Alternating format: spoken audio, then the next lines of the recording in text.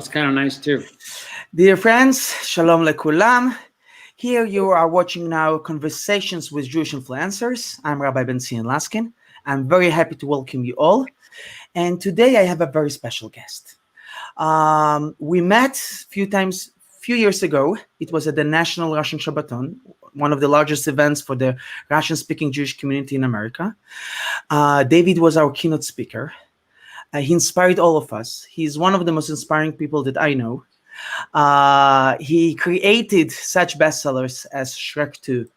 He was the screenwriter in Hollywood of Shrek 2, of the Smurfs, Emmy-nominated movies. He was Emmy-nominated for many movies, so many famous movies as The Jimmy Neutron, and so many bestsellers and blockbusters in Hollywood that David wrote.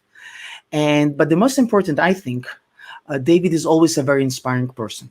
So David, thank you so much for joining us today for this show. To be here. Thank you so much for having me, Rabbi. I'm really delighted. Thank you. And last time when we met a few years ago, it was at the Shabbaton with 1,500 people. It was a totally different times, right? Yeah, we were face to face. Exactly. Yeah, I look at you like this, I think. I'm not sure where you are on the screen, but if you look over here, I said, well, there you are. How are you? Nice to see you, This way, I guess. Maybe this way. Is that better? There you are, over that way. On my screen, this is how I see you. Oh, and we're like next to each other. We're not even 6 feet apart, so I better put on my mask. And actually, I need to say that this mask of David is, as everything what David does, it's amazing. It's daber elai lashon hara. Lashon hara, evil tongue doesn't speak to me. David, do you want to explain anything about what's the meaning of this mask for you? A friend of mine was making these. It's just a buddy of mine in the neighborhood, and he's not even Jewish. He just has a lot of Jewish friends. And I guess he was listening to Adam Omar, it's Omar Adam, the Israeli composer who sings a song about Lashon Hara, speaking evilly about someone else, or, speaking things we shouldn't be talking about. If it's not nice, don't say it, kind of a thing. So yes. He was inspired, and he made these masks. And so I had to have one. And I wear it. This is beautiful. Because, it keeps some of that speech in, Yeah, this mask is beautiful because it's really remind us that the mask, even not only from the virus, but also sometimes to think twice before we say something, because our words are the most powerful things in life. And, David, I wanted to talk to you really about these times. It's not easy times for all of us. And, there's a joke about a lady that she was scary. She was so scary from anything. But mostly she was scary that one day will come robbers, thieves to her home, and every night she was waiting for them, every night for 20 years. One night, they're actually coming to her home, and the husband wake up and he see them running from this from his bedroom, and he's screaming them, "Hey guys, stop! Don't run, please! My wife is waiting for you for 20 years. Please stop! Be polite." So. And with so many things in life, especially these times, when we attract things that we're afraid of. And I'm sure that this time that people are so scary about what will be, what happened, and so on. And so they're coming to the rabbi, obviously, to ask questions. Rabbi, what will be, what we do? How can we do anything when so dark outside? And what the rabbi can answer. So first of all, we know in Hebrew says pachad, the word fear it's in Hebrew pach. Pach means a pit. Pit, and dalet is from four sides. The moment you let the fear to control you, you paralyze yourself totally, and you attract everything what you're afraid. And as the Rebbe of Kotsk said beautifully once, where is God? He was asked. So he answered something that inspired me. God is wherever you let him in. But the moment there's a fear, there's worries and everything else, you don't let God to be with you. And there's one powerful sentence in Kabbalah, and I want to hear your input on this. So in Kabbalah it says like this: what was before the world was created? So everybody screams usually before the world was created was chaos, was darkness, right? Tov vavohu, as we say in the Torah. But actually the Kabbalah explains that no, before the world was created was light. It was so much light, like the sun, that for us it's like darkness. So when everything, and says a very powerful thing, we not creations, we are creators. We're created to create, and not just to be a creation. So we create only like God. When God able to create? Only when there is darkness. When there is no darkness, God is not able to create. When everything is good and light and your life is good, so you can keep track, you can keep it on the same level, but you cannot really create. But when everything is dark and everything is falling apart, this is your moment when you become a creator. And if you don't let the fear, you don't let this black hole to capture you, then you're able to create. So, I'm a rabbi, I can speak for hours and hours and to explain it. And it's a beautiful thing. It's a beautiful theory. But then people says, Rabbi, okay, fine. Now, how you practically do it. So I was thinking who I know from all my friends and people who are really a creator. So the first name that came up is David Weiss, one of the biggest creators that I know. So my question to your professional level, as a person that need to create, and you're creating when I'm sure not always when you're in a good mood and you have your deadlines. So what's the secret? What's inspire you? What helps you to be creators when everything is falling apart and sometimes it's too dark? Wow. What a fantastic question, Rabbi. That is a question that comes from a person who understands the human spirit, because and it's interesting because what do we know about the way we are created? We are created in the image of our Creator. We're created in the image of God, and God is essentially a creator. So it makes sense, of course, that we would be creators. And it also, I had never heard that He creates out of darkness. There's nothing there, and then He creates. And that you have to do it in darkness. So, much of my career was spent, the first half of it, I would say, I spent with a lot of anxiety. I was prone to anxiety. I think I spoke to your group about my little journey from, kind of Reform Judaism and not really being very connected to my Judaism, to wandering away and into the church, looking for more light, looking for, some sort of deeper meaning and purpose, and then eventually finding my way back to Orthodoxy, to observant Judaism.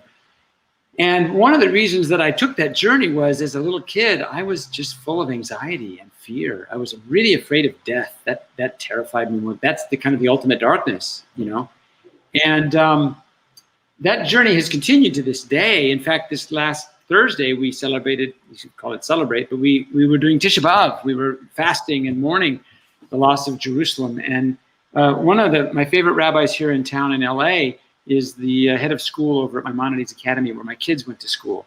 And we were fortunate to be able to spend time with Rabbi Kupfer. And he gave, probably 10 years ago, but it stayed with me, a talk about Tisha B'Av. So why are we mourning about a temple that was torn down thousands of years ago, that even if it were up now, would it change my life? And he gave this amazing talk. And he said that we have to think about what it is that Jerusalem has fallen, right? So he said, Jerusalem, from Yeru, to see, and shalom, shalema, completion, perfection, right? Complete. So to see completeness, and he said that there were, I think it says 7 measures of beauty in the world. I think it was 7, 5 of which, I may have the math wrong, but it's something like that proportion. There's 7 measures of beauty in the world, and God gave 5 of them to Jerusalem, and the other 2 were sprinkled throughout the whole rest of the world. So imagine if Jerusalem has 5 and the rest of the world has only 2, how beautiful it's meant to be. And yet, how is it really? And he gave the example of, imagine if you went to a institution for the people who are mentally, have mental illness, and you saw a man on the floor playing with toy cars, and he thought that he was, Mario Andretti, who, when I was a child, was the greatest race car driver ever, right? Like, this guy is really, he's the thing. And the guy's having so much fun. He's so excited about being Mario Andretti. But if we went and saw this 35, 40-year-old man on the floor playing with this little car, thinking he's Mario Andretti, we would be so sad. Because we know what his potential is. We know what he could be. And he said, that's how the angels, when they come and they walk among us, and they see us wrapped up in our lives, thinking that this is everything. Thinking that what we see is the way it's supposed to be. And it can be so much more. And we settle for less. And he said, that's one of the reasons we have Tisha B'Av. So it's interesting, the day before Tisha B'Av, I was bragging to a friend, because I do a lot of work to try and be happy. I really work at it. I study about happiness. I meet with a mentor. You bring so much happiness to people all the time. Well, thank you. And that's part of trying to be happy, is to share happiness. But it's a decision. Happiness is a decision, and it's a discipline. And it's not something that just comes to you. It's misnamed. Happiness is something that happens to you, but it doesn't happen to you. It does now and then, but then you can only have it when it happens to you. So I was bragging to somebody that with the work that I've been doing on trying to be more happy, and I have been really successful. And there have been some challenges in my life. I am like the rest of the people that are listening and the people that are out there. I've had a couple of pretty big setbacks in my life. When I was young, there were traumas and a couple tragedies, and later in my life, things that are as up there as anything that anybody's going through.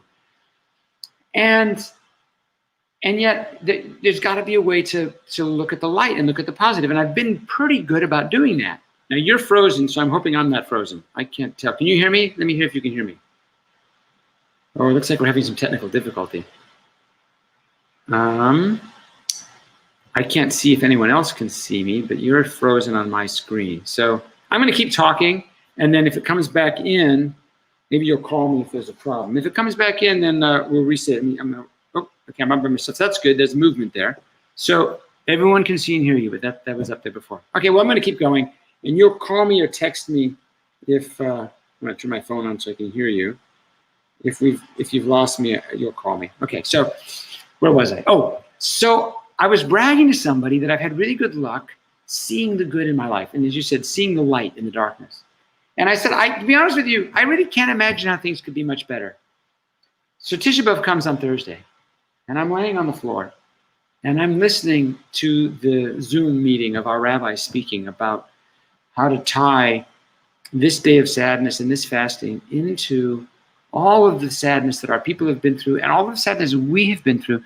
Sadness is that when things are the way they're supposed to be, when Mashiach comes, when there is Tikkun Olam, when the world is as it should be, these sadnesses wouldn't be. There wouldn't be a Holocaust. Our friends wouldn't have cancer. We wouldn't be going through depression. We wouldn't be having our children have challenges at school. We wouldn't be having child molesters in the community. We wouldn't be having the threat of terrorism. We wouldn't be having COVID. I mean, the personal tragedies, the national tragedies. What does it say about it? That the lion will lie down with the lamb. That there will be no more diseases. That there will be no more war. That there will be joy and harmony. Our marriages will be strong. And I laid there on the floor, and it was a miraculous thing that happened. I got so profoundly sad. It's maybe 6 or 7 hours into the fast. And it didn't make sense because it's not what usually happens to me. And I could tell. It was almost like I was being visited by an angel that said, oh, you thought yesterday that things couldn't be any better? We gave you a gift, David. We gave you some Torah ways to find light in the darkness so that you could be happy 364 days a year. But don't mistake that for that this is the way things should be.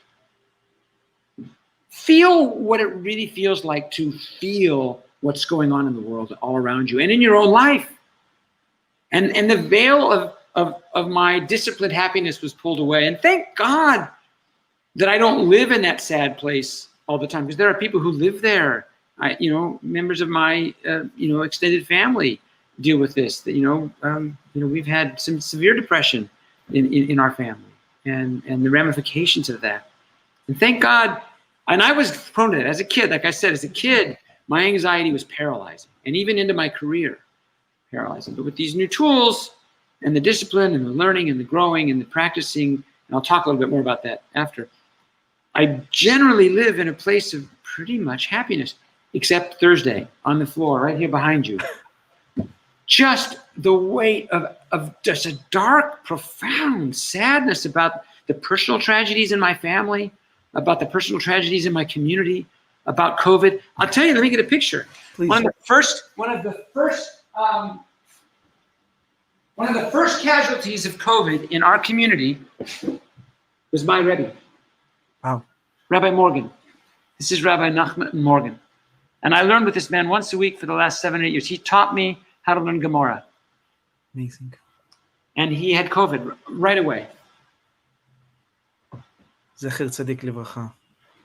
His neshama should have an aliyah. Amen. And it does. So I laid there, and then I decided to break Tisha B'Av for a minute. I couldn't help it. I'm a sort of an OCD kind of guy, and I just couldn't take the sadness anymore. I got up and I walked out my front door, and I had a rug hung over the railing. I have a nice apartment with a beautiful courtyard. And I just was bothering that this rug had been sitting there, needed to be cleaned. And we really don't clean on Tisha B'Av. It was after 1 o'clock, so I wasn't even aware of that, though. Thank God it was, because we really should. And I started hitting the rug with a brush just to get the rest of the dirt out of the rug. And I think the sadness and the frustration over the dad, and then what am I doing? It's Tisha B'Av. But while I was doing that, I felt better. The darkness cleared. And it's funny, you hear that all the time. When you're feeling dark, just get up and do something. Don't spin and think about the darkness. When you think about the darkness, you're just recreating synapses and neural pathways that reinforce the darkness. If you talk to people in 12-step programs, they'll say, figuring it out is not a step. There are 12 steps, but one of them is not figuring it out, not thinking about it more. Most of the steps are taking a positive action, right? So, and I was like, this is weird. I feel better just cleaning a rug. And I could tell it was God saying, what are you doing? This is a day of sadness. I want you to, and I went back in and I sat back down on the floor, and instantly the overwhelming sadness came back. And it was neat because I ended up having therapy later in the afternoon. It was just happened to be my day. 4 o'clock, my therapist calls and goes, where are you? And I'm like, oh, I forgot all that. I'm busy fasting. And I was in such a vulnerable place because of this weird sadness that I was able to share some of the kind of sad, dark feelings. And we did some real work on like my inner child and where's that little guy and how do you feel about your young self? And I'm like, I don't like him that much. I'm ashamed of him.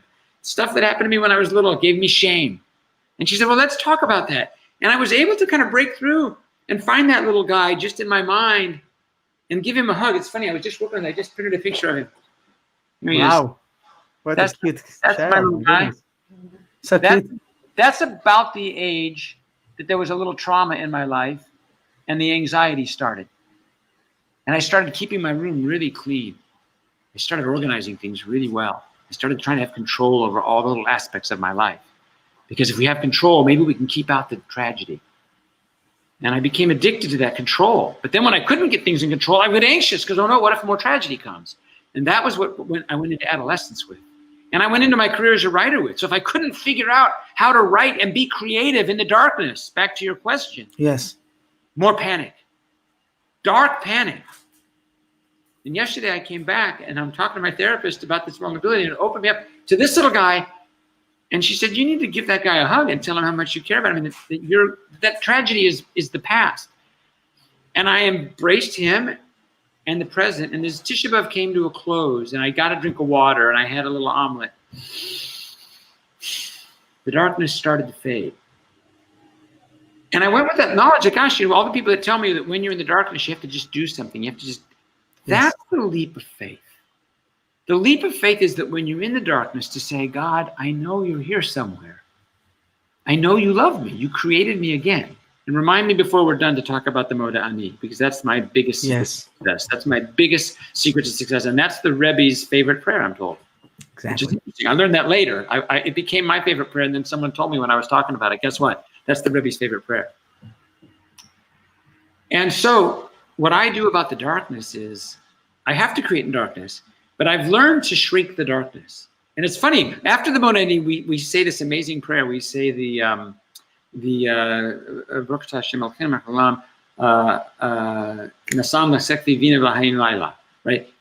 Who teaches the heart how to separate between light and darkness, to see the difference. And it is amazing because so often we think we're in darkness, when in fact God is about to open things up for us and he's taking us through a difficult time so that he can get us where we need to be. And then we think we're in darkness, but in truth, we're on the path to light.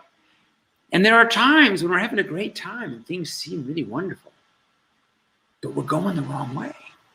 And in fact, we're sitting in darkness. We think, why do we need this prayer? Because we need help to see the difference between darkness and light. So are we in darkness right now in the middle of COVID? Well, losing this guy was darkness. But what happened this morning? This morning, my chavruta, my learning partner and I, Jeff Astroff, who was a writer on Friends, and you should have him on your show. Okay, here we go. Yeah, incredible writer. He's one of the 3 funniest people I've ever met. And I mean, he's 3 of the funniest people I've ever met, is what I meant to say. See, he would get that joke right the first time. He's that funny. We were learning together this morning. And what were we learning? we were learning from our notebooks that we have from Rabbi Morgan. I started learning with Rabbi Morgan several years before Jeff did, right? So you're frozen again. I'm hoping. By the way, did you ever really lose me when you froze before? You didn't say anything about it, so I'm going to assume you didn't. I'm going to keep going. So Jeff and I, but I'll ask you when you unfreeze. Jeff and I have tapes of Rabbi Morgan because he recorded all his classes. I have 6 years of tapes of Rabbi Morgan that Jeff has not done yet. So we're reviewing for me where I was 6 years ago with Rabbi Morgan, things which I have forgotten that I need to review, which Jeff hasn't learned. And his 2 students are now learning with him in a recording his special method of teaching. And we are therefore keeping Rabbi Morgan's teaching alive. And he is keeping us alive. And it's a darkness at the moment that we've lost him, but it's light that he taught us how to continue learning. And it's light that we'll see him again in the time to come. That's a promise from our forefathers. And it's an interesting promise. It brings me to that one of my favorite passages, and we read it in Acre, that, there are jackals and coyotes running on the Temple Mount. To this day they can. And they were seen recently in Jerusalem. I read an article about this a few months ago, I think while I was there, that there were jackals running around on the Temple Mount. And the famous story that Rabbi Akiva saw the jackals and the other rabbis were wailing and moaning. How can it be? This is what Esha said. This is what Jeremiah said. There will be jackals running on the Temple Mount. And Rabbi Akiva laughed. And they said, how can you laugh? There are jackals. And he said, because this is exactly what Jeremiah said. He said that this would happen. And if he was right about this, he's got to also be right about the fact that it's going to be rebuilt. And that's who we are as a people. We're a people where it ebbs and it flows, and it's dark and it's light. And we don't always know the difference. So I have to keep writing when it feels dark. And what I've learned, and thank God the last 5 years or so, I don't write in darkness nearly as often, almost never. I have to fight for it still. I have to remind myself. I go into the day going, oh God, it's such a hard day. I'm not going to be able to solve it. It's too much to write this day. And then I stop myself. And I gave a lecture about this at the Chabad, the national retreat about 4 years ago. It's on Torah Cafe. If you go to torahcafe.com and Google my talks, it was one of the 10 talks, and it was on creativity. And but now I look forward to the creative days, even in the darkness. Why do I look forward? Because it's not up to me to succeed. Who's in charge of that? Of course, Baruch Hu. God is in charge of that. All I can do is show up and do my best work. And if I don't solve it today, guess what? It's okay. It has to be okay because that's all I got. And he's got me. And that's new for me. And so I feel the same about COVID. It's not what we wanted, but it's not in my control. I mentioned the 12-step work because I love that work. I have a lot of friends in recovery. So I've learned a lot about it. And Rabbi Abraham Torsky, he's written one of my favorite books over here. My buddy of mine gave it to me. And he refers to the 12-step work all the time. In fact, Rabbi Morgan and I learned the steps together one night when our other chavutzos didn't come, because he asked me how I was so happy. I was going through, this was several years ago, I was going through a divorce. And my kids were going through some challenges, and I was having a rough go. But he said to me one day when he heard what was actually happening in my life, he said, what? And he used to shake his head like that. What? You're one of the happiest people I know. How do you do it? And I said, I'm so glad to hear you say that because it's come long and hard. I was one of the most anxious, panic-stricken. I mean, like panic attacks where I couldn't eat and couldn't breathe. And I said, I'm really here to just say I do it with my Moda Ani and my community, my Jewish community, my Torah, and these 12 steps and the work I'm doing with the 12-step stuff. And he said, wow, what are these 12 steps? And we learned them. And he said, David, and I told him about Rabbi Torsky. He said, David, at the end of it, that was what we did that night. Instead of Baba Metzia, instead of how to return a lost object to a friend, we learned these steps. And he said, David, this is Torah. Because it's all about tshuva, right? You know, made a searching and fearless personal inventory of ourselves, moral inventory. This is amazing. Yeah, and came to believe that a power greater than ourselves could restore us to sanity, and admitted that we were powerless. All those steps, my favorite is 11, which is sought through prayer and meditation to improve our conscious contact with God. So when I do my Shemona Esrei now, before I go into the Holy of Holies, I take my 3 steps back, and I see myself coming down into the tabernacle, into the Mishkan. And I see the Aron, I see the altar outside, right? The Mizbeach. Kodesh Kodashim, yeah. Well, not, I'm in there. No, you're Mizbech. Okay, but the sacrifices. First I see them. First, Okay. then I go into the tent. Then I see the Kohen, and then he says, "Do you have everybody?" And then I find my younger selves. Right? I say, "You guys are with me? Yeah, we're all going in. Okay." And then I see him, and then he walks me around his little mizbeach, the little altar, and he takes me over to the bread table.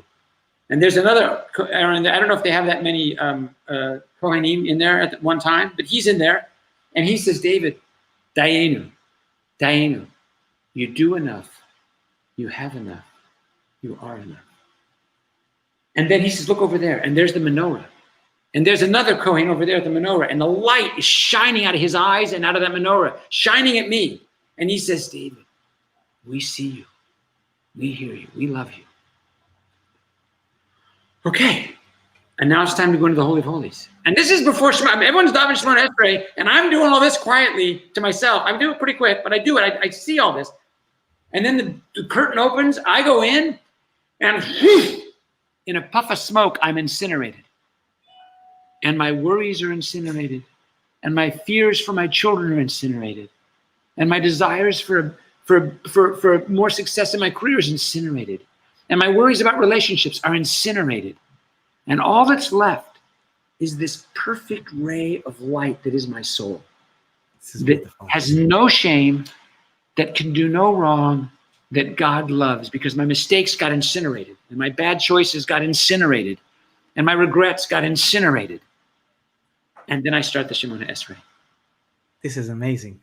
I managed to usually get through the first bracha, the Avraham. They say that's the one you're really supposed to focus on. Yes. Usually I make it through that. Usually. A lot of times I'm already. And by the end of it, I'm worried about my taxes. And I'm thinking about my taxes. And I'm thinking about the remodel in my new duplex. And I'm thinking about the second act break of the script I'm pitching for Netflix. And then I gotta go, stop, I'm praying. I have to force myself to come back into the Holy of Holies. And the rest of the prayer is a battleground of my brain going, how about this? How about that? Oh yeah, prayer. I prayed like a crazy schizophrenic madman. It's amazing. It's reminded me that Rabbi Nachman from Breslov, he said once, if you want something and you didn't get it for any reason, says it means you didn't visualize enough. You didn't visualize enough. Visualization. And the Rebbe of Slonim said amazing things. He said, what is the biggest sin of a person? The biggest sin. So you right away, you're going to the murder and the killing and so on. He says the biggest sin of a person, when you don't believe you deserve love of Hashem, the love of God. This is the most biggest sin of a person that can be. And it's just from the Rebbe of Slonim, the Slonim Rebbe. Beautiful. And when you spoke today about when there's a darkness, when there's a tragedy, when there's difficulty, the first thing you need to do, as you said, to embrace the darkness, but then to act in the darkness, is when Hagar, she was sent out from the house, and she stay in the desert by herself with her son, and they dying, and she don't have any power. And then the angel coming at 1 second, and the moment the angel is coming, the angel doesn't make any miracles. He asks her, he tell her, take your hand, raise your hand, and give it to your son. And the moment she gives her hand to her son, the moment that she's in a total moment of despair, of powerless, and she helps somebody that is in a more difficult situation than herself, suddenly she see water. It was there before. It wasn't a miracle. It wasn't a hocus pocus. But the moment that you find the power to create in the darkness, to help somebody that more difficult to him than yourself, the moment you create, everything come to place. And as the Kabbalah says, the moment you create in darkness, you can attract 10 times more than was given to you before. So, David, I want to come back with you now a little bit to Hollywood.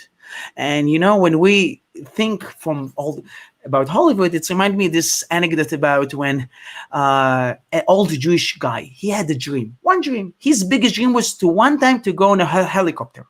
To ever ride on a helicopter, this was his biggest dream. But his wife always told him, listen, Abraham, we cannot do it because it's $50. And $50 is $50. So they have their anniversary, 50 years, and says, no, Sarah, maybe this time we can do it. No, $50 is $50. We cannot do it. So they're already in the 80s. And one time they passed near a helicopter. And Abraham, his eyes in light says, oh, Sarah, Here we have now opportunity. Maybe one time we'll do our dream. We'll go to a helicopter. Says, no, Aaron, we cannot do it. It's $50. It's $50. So the pilot, he listened to them. Says, listen, you're a nice couple. I want to help you. I will give it for free, but only with one condition. If you're not going to say a one word, it's going to be total silence during all this trip. You get this free. But if you will say even one word, that's it. I charge you $50. Okay. They have the deal. And this pilot did such crazy things that he never did in all his life, I think. And this old couple, silence in the room, nothing happening, totally silence. By the end, when finally he's landing, and this pilot is so feeling bad by himself for all these crazy things he was doing. And then he looks and says, Abraham, I'm so shocked. I couldn't believe that you will be silent all this time. But 1 second, where's Sarah? So listen, Sarah, she fell off. But I was wanting to say something, but then I remembered that $50. So why I'm remembering this joke? It's because in life, so often the $50, the bills, the materialistic things, they take so much in our life. And we're forgetting really about our values, what's really important, what's less important. And you create Hollywood blockbusters. You Emmy nominated. You in Hollywood, in the symbol of all what's materialistic life today symbolize. How you was able to find your spiritual, and if there's any way for balancing, or there's any recipe how to separate between the $50 and life? It's a great question. So 2 things. One is I came to Hollywood already centered with a sense of a belief in God. So I got to Hollywood, I was still in the church. So my previous life, I had spent all this time. And by the way, it's an amazing story, because I know you started in a Reformed Jewish school, and from a Reformed Jewish school, you became head of the youth programs of the church for many years. Yeah, I wasn't in a Reformed school. That might have been better. I went to public school. I would go on Wednesday nights for Hebrew school for my bar mitzvah, and Sunday mornings we went to Sunday school, and Friday nights we would go to services sometimes, but then we'd go to the high school because my dad was conducting the marching band for the football games. So Friday nights was usually, during football season was there, or basketball games during basketball season because the band, his pep band would play then. Hey, quick question. When I said that you were frozen on the screen, could you still hear me during all that? Yes, I heard you. Yes. So I won't, if you freeze up, I won't panic. I'll just keep carrying on. It's fine. Yes. There's some internet, but we together. No worries. The darkness doesn't bother us, right? So it helped a lot that I already had a sense of spirituality when I got there. I came to Hollywood knowing that Hollywood was a nice way to express my creativity. It was an exciting place to work. It was my dream as a kid to be in Hollywood. Like, wow. And it's an exciting, interesting place. It's also a very difficult, competitive, challenging. It's a high, stakes, high pressure place to work. It's not high pressure in that it's not life and death like an emergency room. We're not doing surgery on anybody. But because the arts are so much about putting yourself out there, it feels life and death to the artist. And then everyone's got this kind of high stakes mentality and the budgets are high. So there's a lot of pressure. And if you can't separate yourself out from that and know that you have an intrinsic value apart from what you create, then you're at risk, at great risk. And I don't know that statistically Hollywood has more difficulties with chemical dependencies and addictions and suicide and the like, but it's certainly up there. I haven't seen statistics on that. I know they publish them for other career things where there's a lot of stress and a lot of exposure to trauma, that can be a very difficult job to have. But I know that we have a track record of having a lot of high profile, fatalities and tragedies. And a large part of it, I think, is because people don't have a solid foundation. And then you're going into this career where it's so much about putting yourself out there. I especially think of actors who their craft is about learning to find this deep inner truth and exposing it to the world. It's putting themselves in such a vulnerable position. And then when you get the praise for that, I think it can be very addictive. I did a little bit of acting, and never at a big level, but enough to feel the rush of the crowd in the theater. When you strike a pose at the end of a big musical number and the lights are shining on you. It's a rush. And then to not be able to recreate that, if that's where you think your self-esteem is coming from, then you don't have a rich enough toolbox to survive some of the darker times that will come. So I came to Hollywood already with that. And then Hollywood beats you up enough that if you don't have that foundation, you go looking for it. And so I think a large part of my learning to pursue happiness and to seek out the tools of that step 11, prayer and meditation, to improve our conscious contact with our Creator. You know, a relationship with God is like any other relationship. It doesn't work by just saying I'm in a relationship. You ask anybody who's in a relationship, you don't send some flowers now and then and have a conversation, you're going to have kind of a rough relationship. So, and by the way, I remember we speak about relationship, that one of your first jobs in Hollywood was you was need to work on Shabbos, and it was a time when you already were starting to observe Shabbat. I'm correct? Yeah. Was such, and this is one of the biggest challenges when you need to sacrifice for a relationship. I think you're sacrificing. It was a scary time, you know. I also had a little bit of a cheat coming in because I was a Christian when I first got here. I was able to establish my career before I knew about Shabbos. So happily, it turns out I have a number of friends who are writers and who are observant. And two of the guys that wrote on Friends became observant later in life, and are very devout, beautiful, observant Jews. Again, who you should have on your show. The one of them comes to mind, Michael Borkow, was also a writer on Friends. I had a number of friends who are very gifted, almost always writers, because a writer doesn't have to show up to work on Saturday. It's very difficult to be a director or an actor and keep Shabbos in Hollywood. That's tough. And I got through film school as a Christian before, so it would have been hard. Although I do know that there have been a couple of observant Jews who've gone through film school without working on Shabbos. So it can be done. But the question you have to ask yourself is my first dedication to my career, or is my first dedication to my identity? My identity now is as a child of God, and ideally a servant of God. And I don't have that down perfectly. I'm struggling in various ways at different times. You know, we all are. There are certain things that I could do better, or, you know, but that's my goal. I'm on that path. That's where I want to be. And so in Hollywood, I think you have a lot of really good people here, and people who have a strong sense of self do well. And they weather the challenges of it. And there are a lot of people in Hollywood who have that strong sense of self. You don't see them in the press as much because they don't need to be out there in public controversy all the time. But there are, you know, and people talk about Hollywood like it's the great Satan, you know, it's like a bunch of crazy, you know, devils running around. But the truth is, it's mostly made out of middle-class, rank-and-file, hard-working craftsmen and craftswomen and people and artists and talent who are just out there. Yeah, you got a small layer of high-level celebrities and really big, huge earners.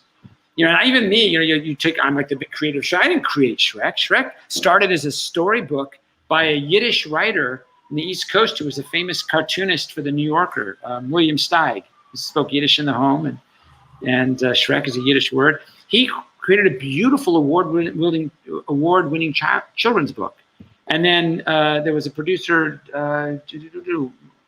his name, I feel terrible. His name is on the poster, so he's a wonderful guy. He actually was very good about my keeping Shabbos, and I'm embarrassed now. So gotta Google it or something. It's fine. Okay. Anyway, because he deserves some credit. He was a great guy. He found the rights to the book and produced the first Shrek movie with DreamWorks. And Andrew Adamson, the director, that had this incredible vision, and Mike Myers thought of the Scottish thing. It was such a huge team. So I have been privileged to work on a number of big movies. I'm not the creator. You know, I've created a few small things. I create every day, and that we come up with scenes and characters and what they're going to do. And I love my job. I just want to be careful to give cover where it's due. Yes, I'm really privileged to be a part of some amazing teams. So even the stuff I did by myself, All Dogs Go to Heaven and stuff, I still owe Hakor Satov, real gratitude to Don Bluth, the director, and Gary Goldman, his partner, and John Palmer. Guys, the whole team was amazing. Anyway, so I'm not giving an Oscar speech, sorry. But I just need to clear that record. So Hollywood is mostly made up of folks just trying to live their life and who love this craft and who love telling a story and who love being a part of that world. And those that find a backbone, and, you know, it's for me that it's a relationship with Hashem, Kodesh Baruch Hu, 100%. makes that you can have a career anywhere. You know, you can be in the front lines of a battlefield, you can be in the front lines of an ER room, you can be in the front lines of a teaching situation, you can be in the front lines of raising your children as a mom.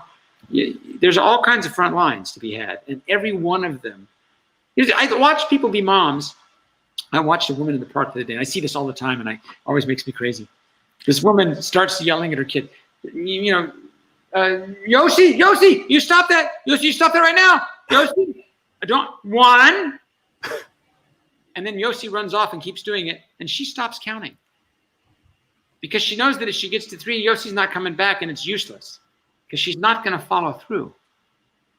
Because she doesn't want to follow through because it's too scary, because what if it hurts Yossi? What if Yossi's upset? What if Yossi doesn't like her anymore? We need to be careful with our 1, 2, 3. We need to use our 1, 2, 3 when we mean it, and then we need to have the courage to follow up on it. 1, 2, 3 should only come out when it's time for 1, 2, 3. But that takes a lot of personal strength, which means we have to trust that God has Yossi's back and God has my back. And moms and dads need to be able to know that our kids might not like us when we follow through. The kids are looking for boundaries.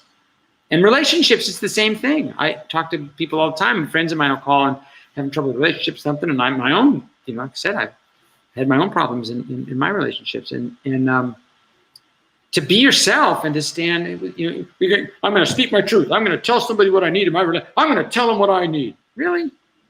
How about you just quietly do what's right for you? And if they're upset at you, you quietly let them be upset. That takes incredible courage. What that really takes? It takes emunah. It takes faith that what you're doing is the right thing, and that God will watch over you if you do the right thing.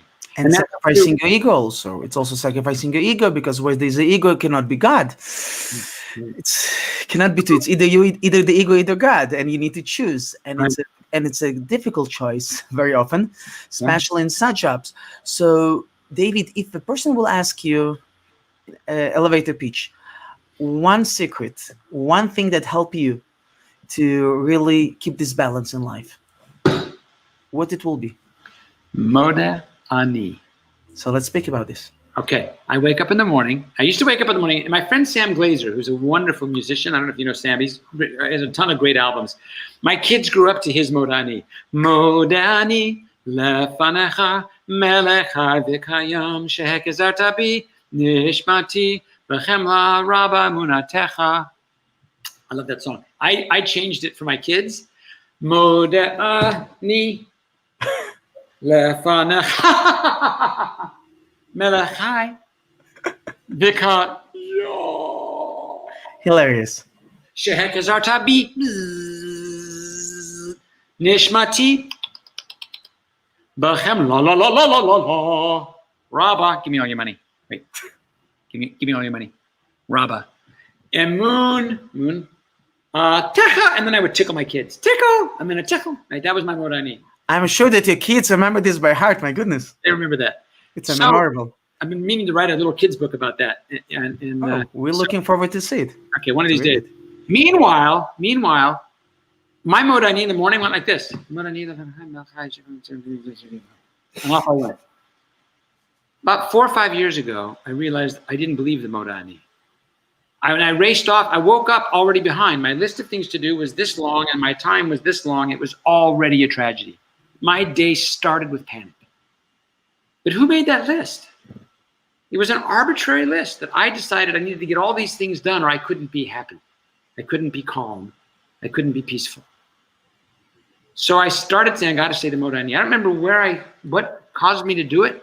It might have been this prayer and meditation, step 11 thing. And I looked at it and I went, so I laid in bed and I started saying, Moda, Moda, Moda. And it took me probably 20 times of saying the word thanks, thank you. And it should be I give thanks, but the rabbis switched it because we don't want to start the first thing in the morning with I. So we say thank you first. Thank you, I give. Thanks will I give. Thanks will I give. Moda ani lefanecha, to before you. Moda, I give thanks before you. Lefanecha. Melech, king. And then I try and imagine, what's a king look like? And I go to the burning bush, the snap. I go to the burning bush. I see the bush. Melech chai. It's alive. A beam of light comes down from heaven, hits that bush. I'm looking at the king of the universe. Melech chai. Vikayam. And a blast of energy bursts off the bush and blows through me. Right? Shehekazar tabi. And now I do a crunch. And I want to have good abs anyway. I've got pretty tight abs. But I do a crunch. I'm laying in bed and I'm feeling my soul come into my hands and feet, and I breathe it in. Shehekazartabi, you have put back inside me Nishmati, my soul. I feel my soul. Bechemla, with compassion. You did it with compassion. Rabba, great is your faith in me. You know I can do it. So I break it down as I'm going through. You gave me back my soul today. Why? Because you love me. But today's a hard day. Several years ago, I'm going through a divorce. How can this be a good day? I gave you back your soul for this day. This is the day the Lord, not the day I wanted, not the day I dreamt of, not the day I thought should be. This is the day he gave me. So with compassion. So therefore, I must have it wrong. It must be okay today. I just have to find out why. I've got my list wrong. I made up the list. The list should look like this. 1, get your soul back. If God loves you, you get your soul back. So guess what? If you got your soul back, guess what? The King of the universe loves you. Step 2, say thank you for that. Step 3, breathe it in. Step 4, know that the reason he gave you back your soul is that he has faith that you can accomplish his list. You can't accomplish your list. Your list is arbitrary and insane. His list you can accomplish, and your job is to figure out what that list is. And that's pretty easy. You go talk to your rabbi, and I got to go pray. I got to be kind. I got to do some tzedakah. I got to do some charity. I got to do my best. I got to do my hishtadlut. Check, check, check. Do I have to write a great scene today in a screenplay? No, I have to show up and do my best work. I have to set the timer and make sure I sit in this chair for enough hours. But after that, I'm not responsible for the outcome. So my one-word sentence is Moda Ani. And I have to fight for it because I'll start saying Moda Ani and I'm already don't even remember what it means. And I don't get out of bed until I believe every word of it. And again, like my prayer, I make it to the sink to wash my hands. and then I forget the Moda Ani. But when I'm thinking about my taxes, oh my God, my taxes. But it's easy to get back to it because the foundation is there. If it's not there, you can't. So during the day, I can stop and look at a tree and remember who put my soul back in me. And so I'm able to get back to it at different points during the day, stopping to breathe and meditate. Remember whose I am. I am God's. I'm his child. I am a creator, as you opened with. In the darkness, I can bring light. This is amazing. And David, what's my beloved prayer in the morning? Modani.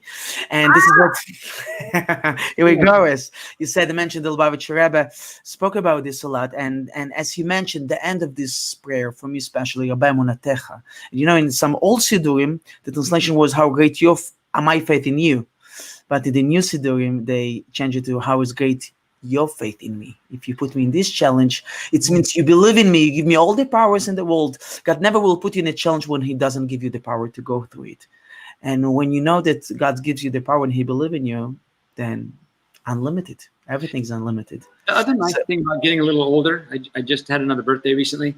Oh, Mazel Tov. Thank you. Is that as you get older, you see all the things that he got you through that you thought you could never get through. And we've been through some stuff. My family's been through some tough stuff. And, the stuff that you worry about, the stuff you're afraid of that you think is darkness, that stuff almost never gets you. The stuff that you go through that really throws you is stuff you didn't see coming. And yet looking back, we got through all of that too. And that's sort of the story of our people is we get through it. And the more we learn that, then we can switch from you have faith in me. I think both are true. Also, I have faith in you. Exactly. And and when you said that, when we look back and then we see things that we was looking at them as a negative, as a frightening, and now we're thankful to them. It's reminds me when once came a son of a famous rabbi, he came to his father and says, Tati, you know what? I would try to be religious many times. I can't. It's too difficult for me. He was kicked out from yeshiva several times. It's too difficult. It's not for me. So his father, the rabbi, says, I'm ready not to talk to you anymore about this. Even so, it's very painful to me, with one condition. If you will come to the Lubavitcher Rebbe to talk to him. And afterwards, whatever will happen, I don't care. I leave you alone. You did your part. Okay, they have a deal. So it's the 70s. He's coming to the Lubavitcher Rebbe at night. And 3 a.m. in the morning, he coming to his small room. The Rebbe sits next to his table. And he told the Rabbi, it's difficult for me to be religious. And he looks at him, the Rabbi, and told him 3 words in Hebrew: Yerida letzorech aliyah. When you fall down, it's to be able to make aliyah, to go higher, to elevate yourself. So, Rabbi, it's a nice word, it's beautiful. It happened to me many times, and you see, I'm not going higher. I want to leave everything. So then the Rebbe looks at him and tells him, jump on my table. And he looks at the Rebbe and he's shocked. And then the Rebbe repeats 2nd time and 3rd time. Now he was told he's coming to the leader of the Jewish nation, and suddenly sports going on here, jump, tables, what's going on? And then the Rebbe repeats 3 times, and he's in a small room. There's nowhere to run. And then he takes a few steps back to take the jump. And then the Rebbe stops him and says, I told you to go back. I never told you this. What I told you? To jump. But very often in life, to be able to make the jump in life, you need to go a few steps back. Without this, it can be. So, and you know, David, I know you wrote so many amazing movies, co-wrote. You was part of this, as you mentioned. I want to ask you, maybe in short, about the inspiration you got from the Torah, from stories. Maybe one inspiration to write your movies, or some of the movies, or. You know what? I have to wrap up here really soon because we'll finish with this. Yeah, I can give you one. There are several places, but I'll just give you one really brief one. I mean, my favorite one is the Rugrats Hanukkah special, just because we got to tell the entire story of Hanukkah, which was very special to me with the Rugrats, and it airs on. It's every year now. It's still on TV. So I mean, that was just a no-brainer. We're telling the entire story of Hanukkah for millions of American children who might otherwise not hear that story. And as years go by, it sort of snowballs. I'm so excited whenever I see it. It comes up on Twitter and Reddit, and it was recently in the Atlantic Journal, in the Atlantic Monthly. There's articles about how this, the Rugrats and their Judaism affected so many people so deeply. So that, I just feel so fortunate. That was the first thing that I got produced after I moved out of the church and came back to Judaism. The first thing was that one. So I have some great stories about that, and I think there might be one of the talks. I think there is a talk on Torah. I think maybe we do Screenplay by Moses and Me on Torah Cafe, and I go into depth a little bit about some messages. So definitely, everybody who's watching us, they need to watch it. Sure. And also, I want to say and invite everybody that we're going to have, as East Academy of Science and Technology, having an amazing summer program for Jewish teens from 8th grade to 12th grade. And this summer program is going to be for biomedical program with amazing speakers, and going to be the meeting with leaders. And one of the amazing speakers that are going to speak at this unique summer program for Jewish teens is going to be David Weiss. It's going to be on the week of August 10. So don't miss it. It's a unique free program for Jewish teens on Zoom. And I'm sure that David will have a chance there, to opportunity to share his amazing journey there with the teens. So parents, if you listen to us. My father would be so proud because he wanted me to be a doctor. Yeah. So you see, always we have a chance to make dreams true. And David, I'm so grateful to you for this time, for this inspirational talk today. If you can just, to wrap it up for our final, to just tell us what you're working now, what's your next project, and any wish that you have for our audience. Well, Rabbi Laskin, first, thank you so much for having me. I'm so delighted to see you again. I had such a great time with you. And I'm so happy for that Shabbaton. It was so fun, and I just feel a connection to you from that. So it's really great to catch up with you again. And I'm looking forward to doing it again soon for that. Yes, B'ezrat Hashem all together. Thank you for having me. Just to wrap up, I wish for all the people listening and people who aren't listening to be able to find that difference, to know that sometimes when you're in the darkness, that you can see that really there's light all around you. And just to be careful that sometimes when you're sure you're in the light, just double check to make sure maybe you may take a step or two to get back out of darkness. That would be a thing. And not to let the COVID get you down. This is God's plan for us right now. If we weren't supposed to be in this, we wouldn't be. God doesn't look down and go, oh no, COVID, I didn't see that coming. I can split the sea. I can do miracles. I can burn a bush. I can take a nation out of a nation. Viruses. I haven't figured out viruses. There have been many scary times in history. Many, many scary times. And God is either everything, as they say, or nothing. And I can't see any evidence that he's nothing. And it just makes a lot of sense to me that when I don't see where he is, the problem isn't him. The problem is my vision isn't, I can't see it. And even if I'm wrong, my son once asked me, Abba, what if you're wrong? And what if we're wrong? What if there's no God? Hush v'shalom. I can't imagine a better, more full, joyful way to live than this lifestyle of seeing the good and trying to do good and trying to make the world better. What downside is there to it? So I think the problem is our not seeing, and that gets back to light. We just need a little more light, and then we'll see. So thanks for having me. And, thank you so much. Was with us today Hollywood screenwriter David Weiss. David, thank you so much for the light that you all the time spreading all over. You should continue always, Michael El Chayil. And Amen. All together. So thank you so much, David. Thanks for having us. Amen. Thank you so much. See you soon. Bezrat Hashem. And my dear friends, with us was David Weiss, Hollywood screenwriter. Thank you for joining us. Please subscribe to our channel, Rabbi Laskin, on Facebook and on YouTube to see our next shows. And I remind that David Weiss is going to be a speaker at the unique program for teens, summer teens program for Jewish teens, grades 8 to 12 on East Academy of Science and Technology. So please sign up and have your kids having amazing meeting with people like David Weiss, like the head of the Leadership Center in Israel, Dr. Leibovitz, and many, many other amazing, incredible people. So thank you so much. It was a pleasure to see you all, and see you next week. Bezrat Hashem.